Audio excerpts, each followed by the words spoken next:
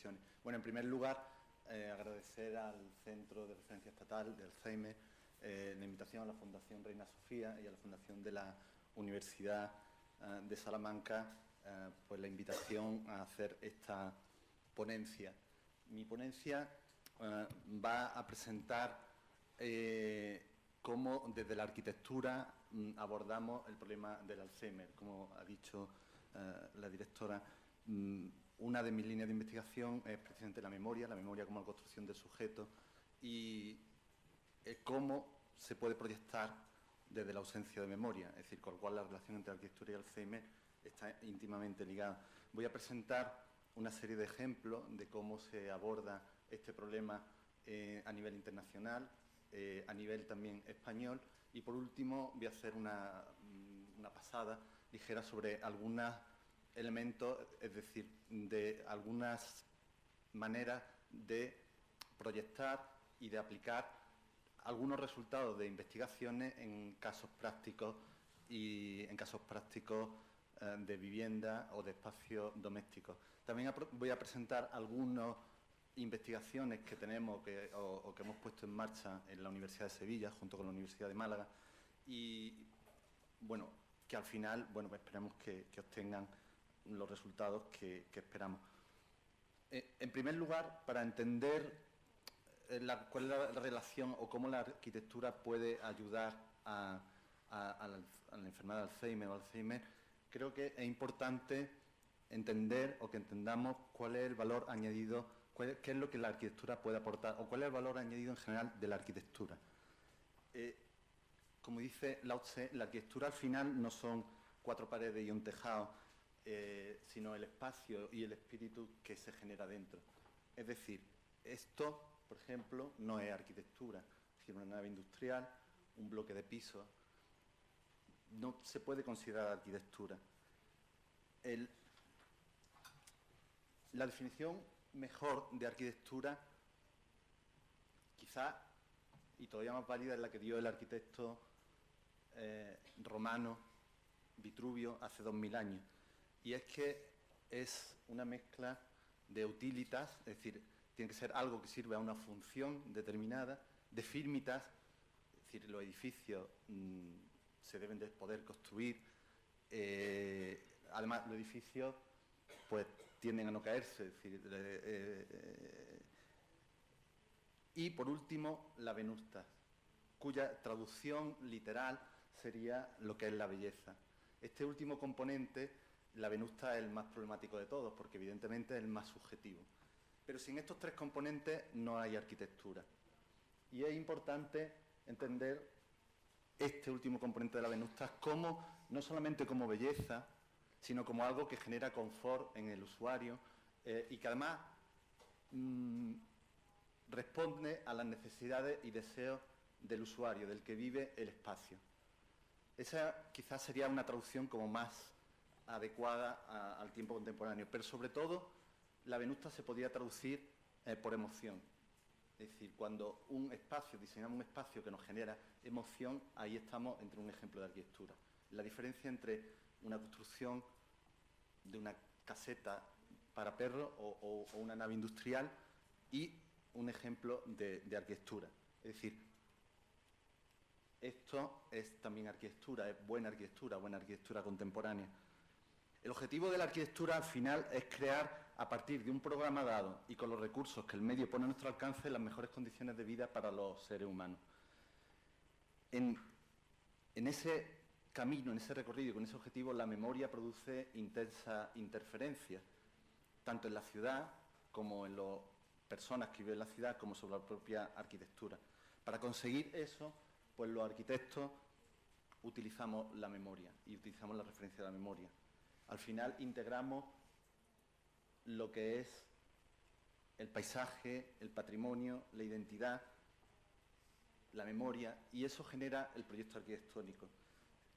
Al fin, no es casual que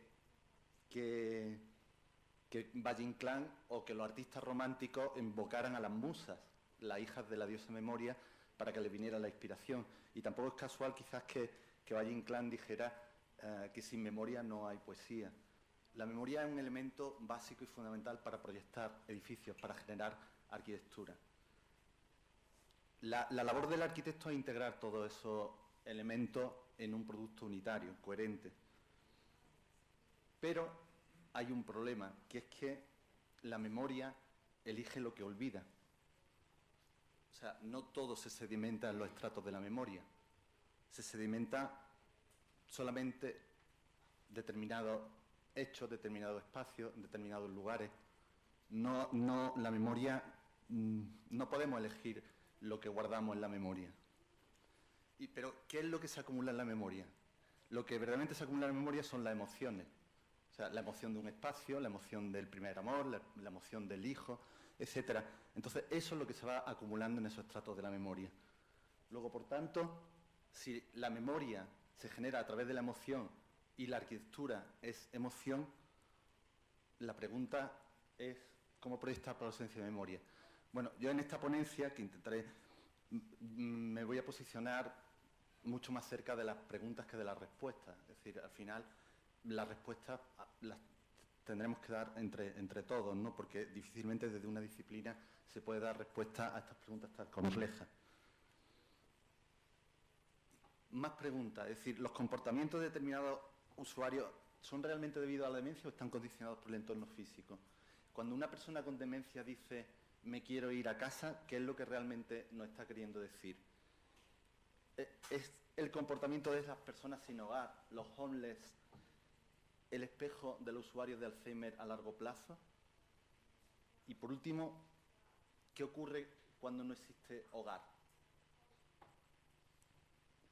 Y es que el entorno o el impacto del entorno es muy importante. El impacto del entorno produce pérdida del sentido de identidad, disminución de personalidad, desapego, exclusión, pérdida de iniciativa, pérdida de autoestima. Voy a contar una anécdota. En la Escuela de Arquitectura de Sevilla no tenemos cafetería, vamos al bar de enfrente de la escuela. Esta foto está hecha desde ese bar de foto de la escuela. La Escuela de Arquitectura está en una zona de Sevilla, buena, está el sector sur, la expansión donde fue la exposición del 29, son chalés unifamiliares de alto standing, etcétera. O sea, este tipo de chalés. Y tomando café los profesores siempre nos preguntábamos quién viviría aquí con todos estos elementos, o sea, con este chalet bunkerizado, es decir, con todos estos sistemas de seguridad, rejas, vallas. Resulta que, por casualidad de la vida, es decir, una tía abuela mía se fue diagnosticada de Alzheimer y su hijo decidieron internarla. Resulta que la internaron aquí. Esto es una residencia para Alzheimer, justo enfrente de la Escuela de Arquitectura de Sevilla.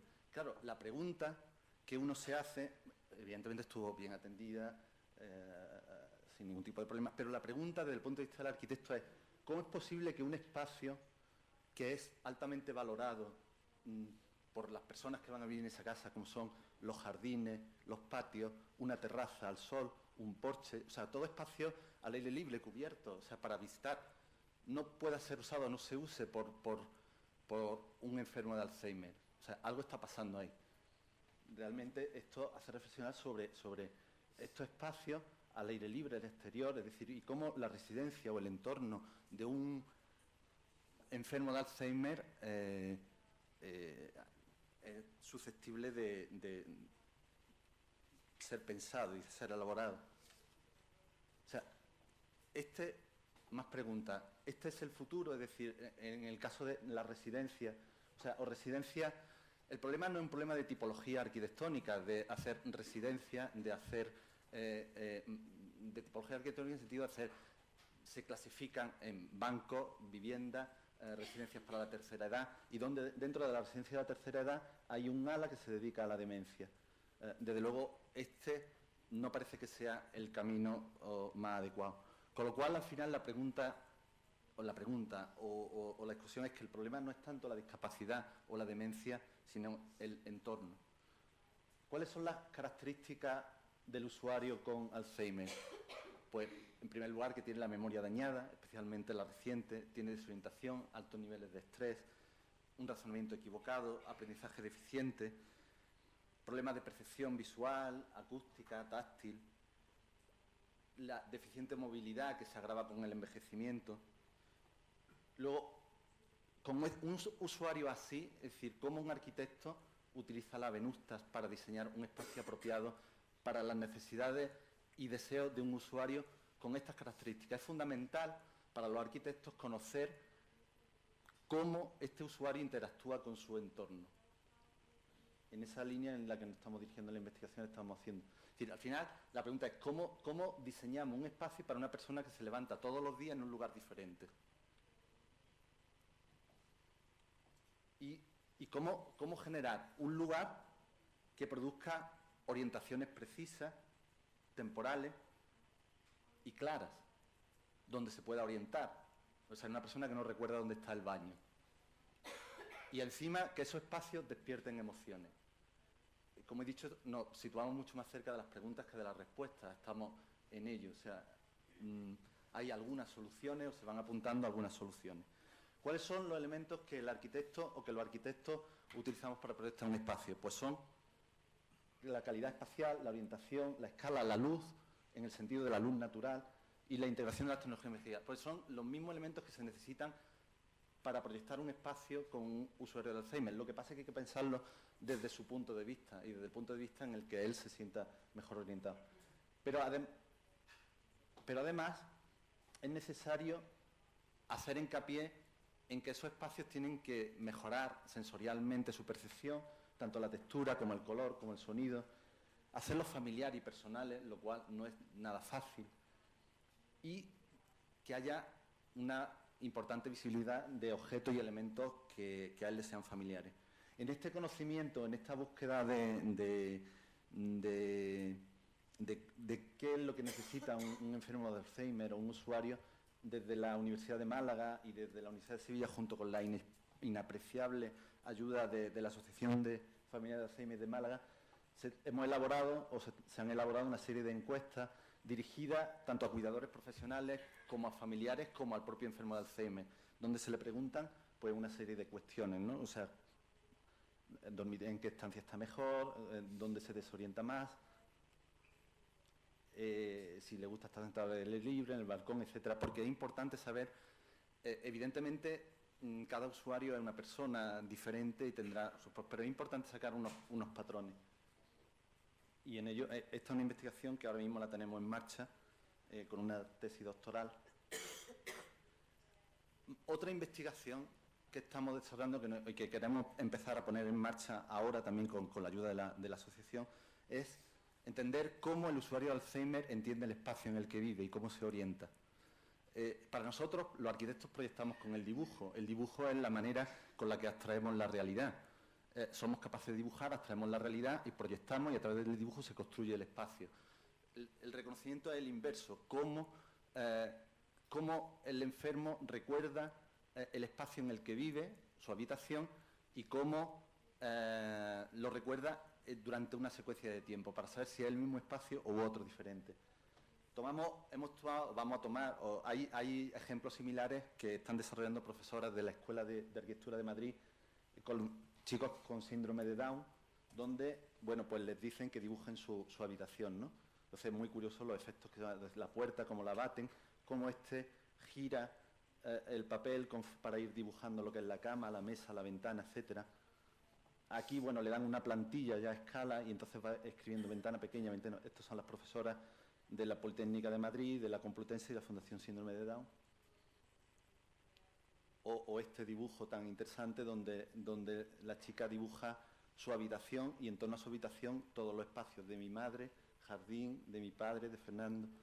Entonces, esto nos sirve para entender un poco, es decir, si lo aplicamos al enfermo de Alzheimer, cómo puede ser su percepción de espacio para proyectarlo lo más adecuadamente posible.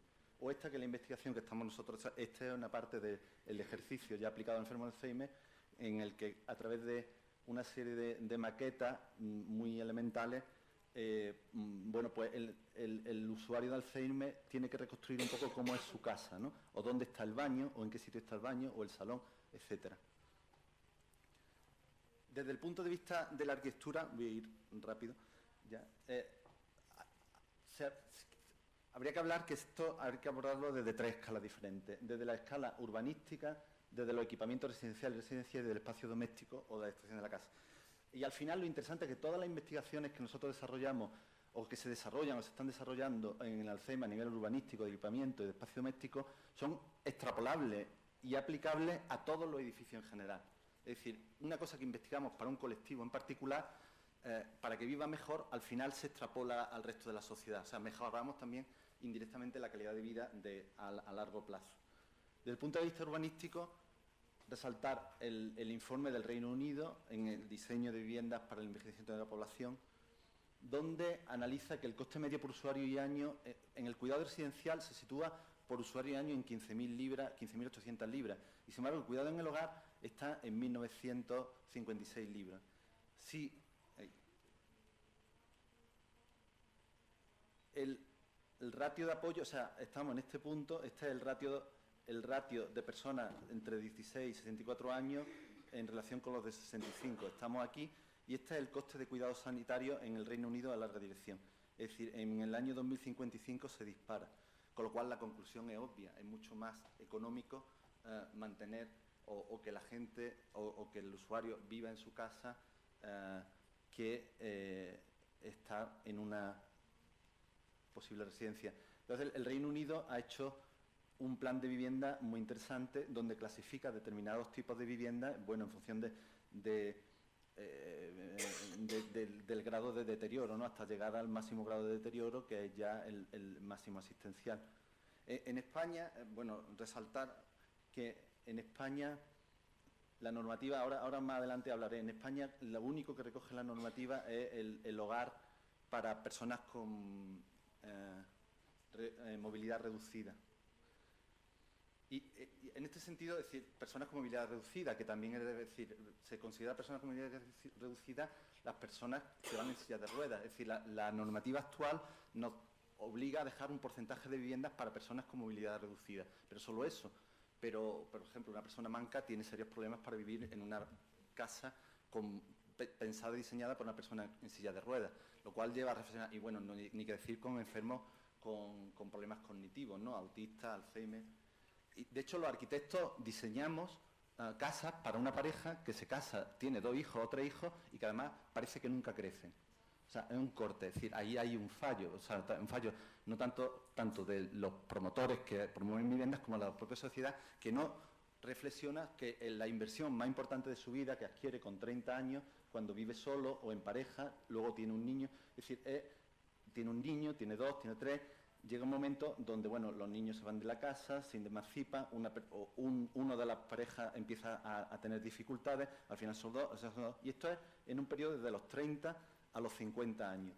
Luego, evidentemente, algo está pasando aquí. De esto probablemente hablará mi colega portugués a continuación como más a fondo. Pero esto detecta que aquí hay un problema en el tema de cómo diseñar las casas, y cómo tener en cuenta estos problemas.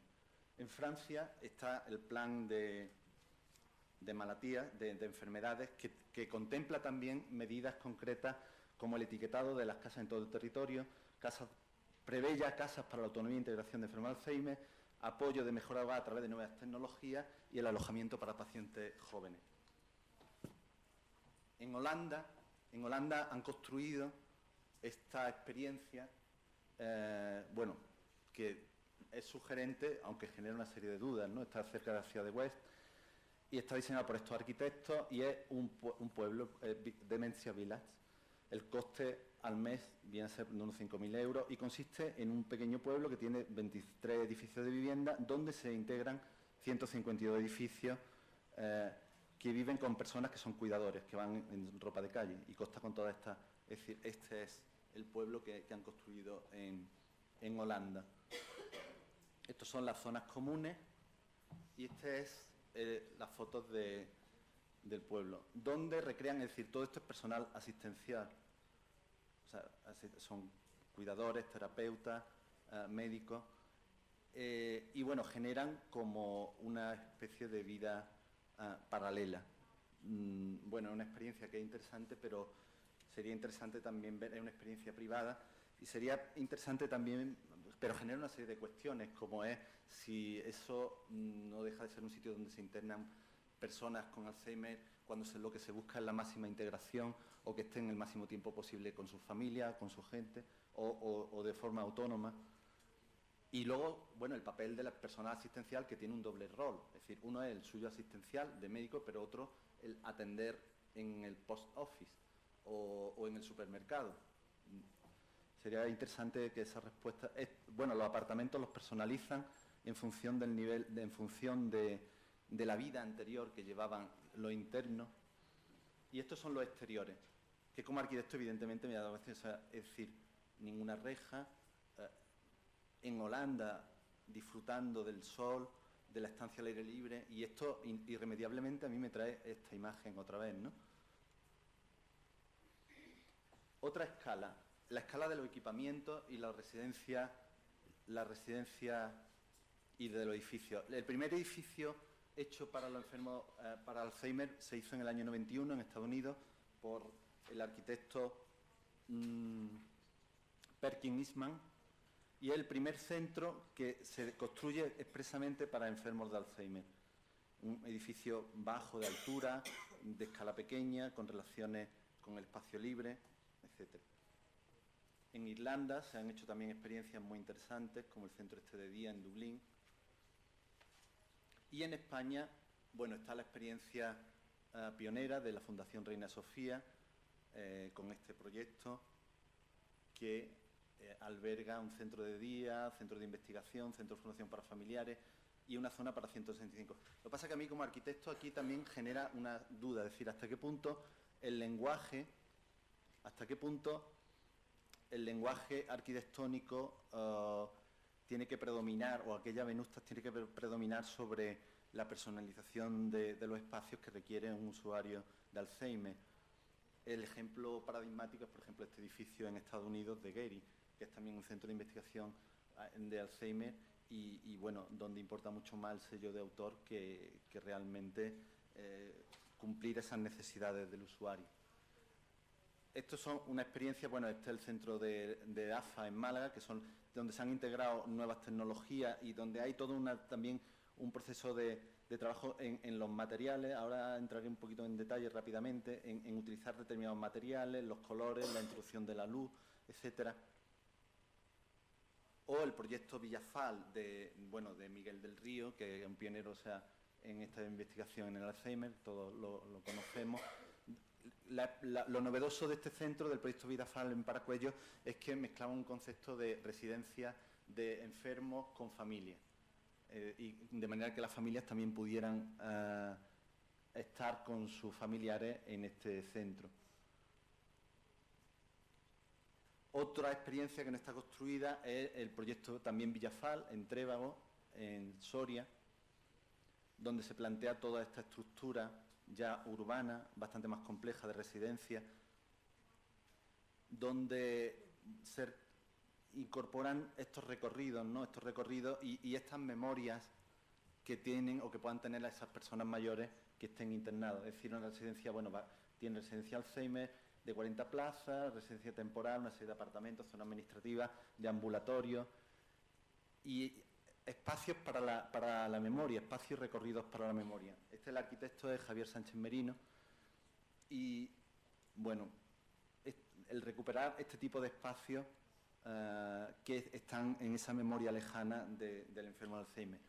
Hay un desarrollo interesante, una investigación interesante en este proyecto, que es el ser consciente del deterioro de la enfermedad y de cómo hay que diseñar el espacio no solamente pensando en el enfermo, sino también en el cuidador o familiar.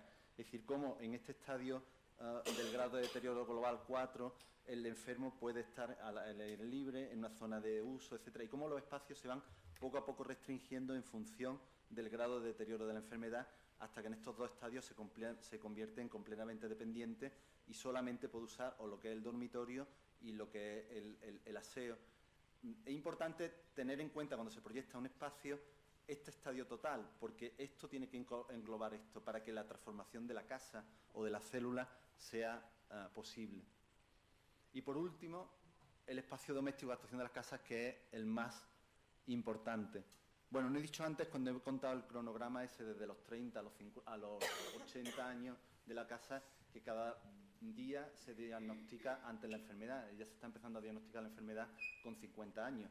Entonces, aquí hay un problema, es decir, el problema es qué pasa cuando alguien de la unidad familiar es diagnosticado de Alzheimer y vive con toda su familia con 50 años en mitad de todo ese ciclo.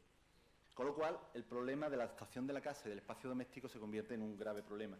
Aquí lo podemos resolver o viviendas de nueva planta, es decir, o que es el problema que se nos está presentando generalmente hoy en día, que es la adaptación de vivienda existente.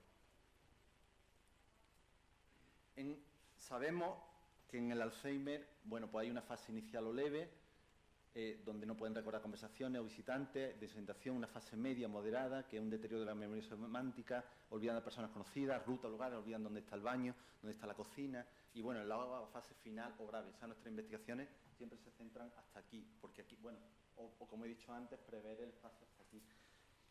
Pero, sin embargo, perduran el conocimiento y la memoria de habilidades. Eso es muy importante, porque pueden realizar habilidades bien aprendidas y pueden adquirir nuevas habilidades motoras. Es decir, pueden no recordar dónde está el baño, pero se le puede generar el recorrido preciso para encontrar el baño solos. Con lo cual, es un avance. Y ahora veremos cómo, ¿no? Es decir, ¿cuáles son estos principios básicos de diseño? En primer lugar, una serie de principios intangibles. Voy a pasar muy rápido para no alargarme más. Una serie de principios de calidad espacial. ¿Cómo se consigue esa? Bueno, con una configuración y organización bien estructurada de la vivienda. Una flexibilidad en la distribución de habitaciones, que lo que sea el dormitorio pueda ser el salón, lo que sea la cocina pueda cambiar a baño, etcétera. Elementos de compartimentación móviles, una visibilidad directa y cruzada entre habitaciones, proyectar recorridos cortos entre estancias, los materiales, fundamental. Generar ambientes cálidos e iluminados naturalmente, trabajar con la textura, el color, mantener el espacio libre de obstáculos, previsión de futuras limitaciones físicas, elementos de agarre en la vivienda, puertas correderas para que no se pillen los dedos con las bisagras. Eso en la familia al final lleva a desmontar las puertas con la consiguiente pérdida de intimidad. Eso se arregla con una puerta corredera, ¿no? Y, por supuesto, la integración de las nuevas tecnologías o las tecnologías emergentes, que son una ayuda fundamental. Por ejemplo, esto es lo que me refería de visuales cruzadas, de diagonales cruzadas, que desde distintos lugares de la casa pues se pueda ver qué ocurre en todas. O de una adaptación de una casa, de una pareja, bueno, pues que vive sola y tal, y cuando llega un momento de deterioro de la enfermedad, pues la habitación esta se convierte en una habitación para el enfermo con el baño, y la otra persona, cuidador, bueno, pues se transforma lo que es el salón en su dormitorio con el baño, y se altera. En fin, este es un caso como muy particular. Una serie de elementos, bueno, me estoy pasando ya, una serie de elementos como son, bueno, luces de orientación, dispositivos de puertas correderas, luces de orientación que guíen lo que he dicho antes, hacer el espacio, la cocina, baño accesible y una guía grúa para el estadio último de la enfermedad. Voy a pasar muy rápidamente. Elementos, por ejemplo, a tener en cuenta las puertas. Puede hacer visible la puerta de entrada, colocar alarmas técnicas, colocar un felpudo de otro color o material, porque resulta que se detienen ahí, no llegan a la puerta para abrir. Puertas interiores correderas, señalizaciones contrastadas, grandes con señalización a la altura de los ojos, no al lado. Cajas de memoria, lo que antes hemos visto y que ha enseñado virtualmente las cajas de memoria, pues estos son cajas de memoria al lado de la habitación donde se introducen objetos personales de manera que el enfermo encuentra su camino fácil. Los pasamanos de madera cálidos y, por supuesto, alarmas técnicas que me avisan si traspasa la puerta. En el pasillo, bueno, buena iluminación, indicadores de luz nocturna. Estos son los recorridos que nosotros podemos crear. Por ejemplo, esto es del AFA de Málaga. El enfermo llega y se para aquí, pero sin embargo con unos sensores cuando llega aquí se enciende la luz y cuando se enciende la luz ya recorre la escalera solo. Lo mismo lo podemos hacer en los pasillos, es decir, los pasillos podemos guiarlos hacia el baño. El salón, fundamental que esté bien relacionado con el baño, libre de elementos innecesarios, sin escalones, objetos de punto de referencia, señalizaciones grandes y a la altura del ojo y personalización del espacio. Hoy en día también la tecnología nos permite que los vidrios se oscurezcan solos, ¿no? No hace falta estores ni cortinas. El dormitorio, elementos de indicadores lumínicos. Este es el espacio más importante para personalizar. Tiene que haber una importante presencia de elementos personales y familiares. Esto no es arquitectónico, esto es más decorativo, familiar, pero es importante hacer resaltar esto. Sillón y colchas con suficiente contraste. Un armario con barra monitorizada, es decir, ya los armarios pueden ayudarnos a elegir la ropa que se puede poner en función de la época del año, sin necesidad de pensar qué es lo que necesita.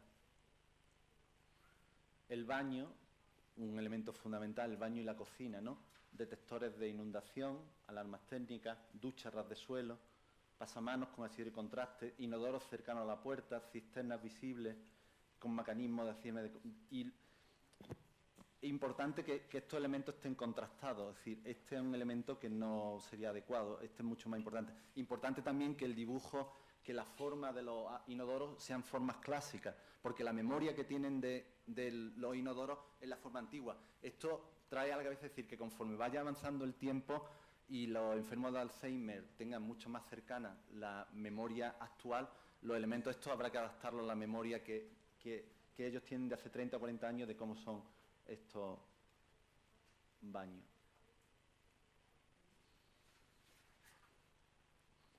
Prever no solamente que el tema haya duchas, sino que la ducha se pueda ser sustituida por una bañera geriátrica que ocupa un espacio. Los grifos con sensores que emitan quemaduras o que se queden abiertos cuando se vayan, espejos que se vuelven ocultos o que se puedan tapar. También la tecnología nos permite que el espejo se vuelva opaco. O también espejos que me dan información del tiempo y me dicen qué ropa me puedo poner ese día. Voy a ir rápido. Bueno, en la cocina, bueno, pues obviamente la encimera a ras de suelo, las encimeras con contraste. Y por último, ya hacer una mención, ya para terminar, a la integración de la tecnología emergente. Al final, las capacidades que nos dan las tecnologías emergentes no son aprovechadas por las viviendas, en parte porque la construcción lleva una inercia muy fuerte. La construcción y el diseño de la arquitectura llevaban una inercia. Cambiar la inercia del sistema constructivo es muy dificultoso. Entonces no utilizan todo lo que nos permite las tecnologías. Es importante esa ayuda que daban en Francia para la adaptación de la vivienda a las nuevas tecnologías. En España tenemos la suerte de tener una ley, que es la de infraestructura común de telecomunicaciones, que obliga a todas las viviendas a estar dotadas de fibra óptica y del acceso a esas nuevas tecnologías. Luego es importante utilizarlas porque nos permiten introducir elementos que no son invasivos, es decir, el enfermo o el usuario no está no se siente vigilado, y sin embargo está controlado los 360 grados y sí, y manda información, ya estoy terminando, y manda información al smartphone. Ya por último, bueno, las conclusiones son que es importante tener un conocimiento profundo de las necesidades y deseos del usuario con Alzheimer y también de sus cuidadores o familiares. Es necesaria una planificación global desde el urbanismo hasta el diseño de los espacios colectivos. Una previsión de la vivienda y de la política de vivienda a largo plazo, en el sentido de adaptarla o de prever que algo va a ocurrir. Investigación y desarrollo en soluciones de vivienda adaptables, no adaptadas, adaptables, es decir, que puedan ser adaptables en el futuro, cuando el deterioro sea importante.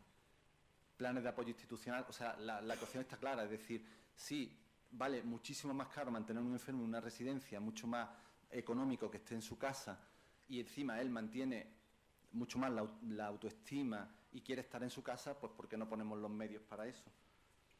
Desarrollar un manual de buenas prácticas y, bueno, por supuesto, enseñanza, formación y difusión a los expertos y técnicos, de buenas prácticas para profesionales, para arquitectos, ingenieros, técnicos y muchas veces también gestores. Y ya por último, bueno, pues terminar con esta frase de un economista del siglo XIX en el que dice eso, que a veces enormes consecuencias se derivan de que sentimos con menor intensidad todo lo que concierne en el futuro. Luego es importante prever todo esto y trabajar en ese sentido. Y bueno, pues muchas gracias. Muchas gracias.